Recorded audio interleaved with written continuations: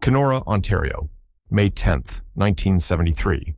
The morning sun rose over Main Street, casting long shadows across the quiet storefronts. Shops were just beginning to open, buses rolled past on schedule, and the Canadian Imperial Bank of Commerce, like every other Thursday, expected a routine day. But what happened next would shake the town to its core. At exactly 11:30 a.m., a man walked through the front doors of the bank. He wore a black trench coat, gloves, and a balaclava. Only his eyes were visible, sharp, cold, and focused. In one hand, he carried a rifle, in the other, a pistol. Beneath his coat, strapped to his chest, was a homemade bomb, 6 sticks of dynamite wired together, and between his teeth, a dead man's switch. If he let go, even by accident, the bomb would detonate. He said little. He didn't need to. The bomb said enough. Customers froze. A teller screamed. Arms went into the air. He muffled, "Fill the bags!" No sudden moves. 2 duffel bags were thrown across the counter. The staff obeyed. They moved slowly, deliberately, stuffing the bags with cash. No one wanted to test his resolve. No one wanted to see what happened if his jaw slipped. Outside, someone had already triggered the silent alarm. Within minutes, Kenora police had surrounded the block. Detective Sergeant Terry Harkness surveyed the bank through binoculars, posted behind a squad car. Beside him, Constable Don Millard, a young officer barely a few years into the force, stood silent, his face unreadable. The robber made a single demand. "I want a car and a driver. I'll take one of you with me." No one volunteered. No one wanted to be near the man carrying his own death. Then Millard stepped forward. "I'll drive." He didn't hesitate. Moments later, the doors opened. The masked man emerged, cash bags in hand, bomb still strapped to his chest.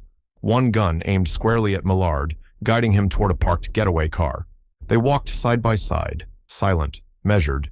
The whole town held its breath. High above them, on the rooftop of a nearby building, a police sniper lay prone. He had a clean shot, but there was no room for error. One twitch, one wrong bullet, and it could all go up. Still, the order was given. At 12:05 p.m., the sniper squeezed the trigger. The shot hit the robber square in the chest. His body spasmed. The switch slipped from his mouth. The explosion was instant. A thunderous boom rocked downtown Kenora. Shards of glass flew for blocks. Paper rose like ash into the sky. The force of it lifted Constable Millard off the ground, hurling him backward. His uniform was torn, his body was burned, but somehow he was still alive. One of the bags of cash had taken the brunt of the blast, shielding him just enough to survive. The bomber wasn't so lucky. What remained of his body was torn beyond recognition. No ID, no wallet, no matching fingerprints. The name he used to check into a local hotel, Paul Higgins, turned out to be a lie. He'd checked in days before, paid in cash, left nothing but a toothbrush, some clothes, and a dead end.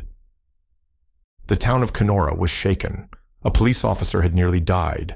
Dozens of lives had hung by a thread, and no one had answers. Who was this man? He wasn't from Kenora. No one recognized him. He hadn't spoken enough to reveal an accent. The bomb he carried, completely handmade. The parts could have been bought anywhere. He left no trail, no family, no fingerprints in any national database. No missing persons report matched his description. Whoever he was, he had erased himself before the robbery even began. The police tried to reconstruct his movements. They traced him to the Kenrisha Hotel. Staff remembered him, quiet, polite, kept to himself, clean room, no signs of anyone else.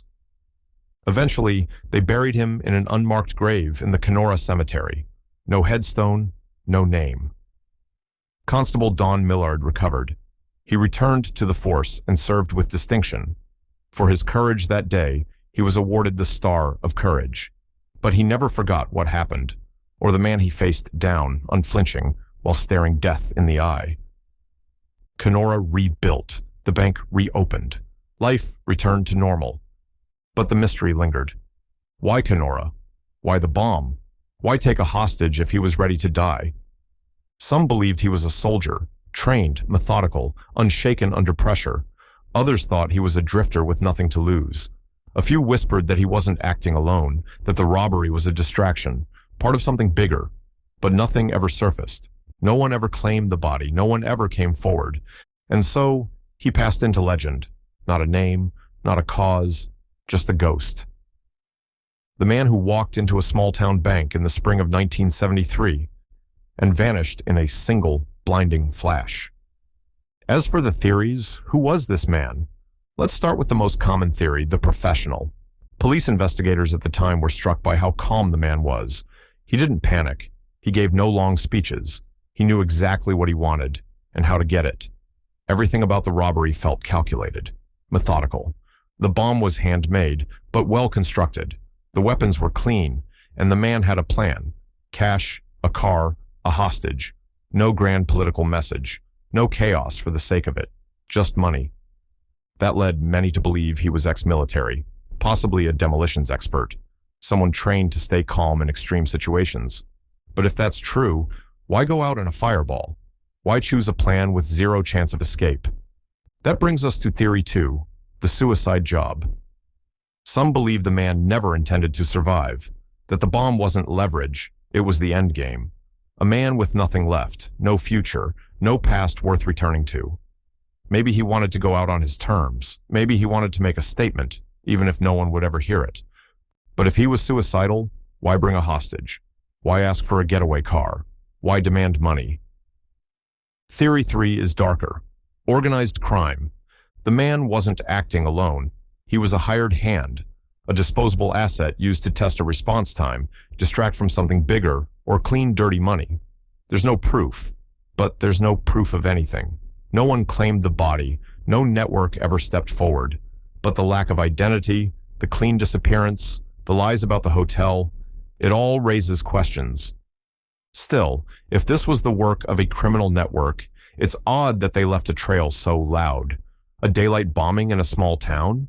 That doesn't sound like subtle strategy. Then there's the fringe theory, the ghost. Not a literal ghost, but someone who made himself vanish. Some believe the man was a draft dodger or deserter, maybe someone in witness protection, someone who had lived under so many fake names that he no longer had a real one, a man already erased who decided to go out with one final act. Over the years, amateur sleuths and online forums have dissected the case. They've chased dead leads and false names. They've tried matching photos, combing through missing persons reports, old military records, even obituaries. Nothing. The case remains officially unsolved. Whoever he was, the Kenora bomber left behind only questions. He walked into a town that didn't know him, threatened a bank full of strangers, and vanished in fire.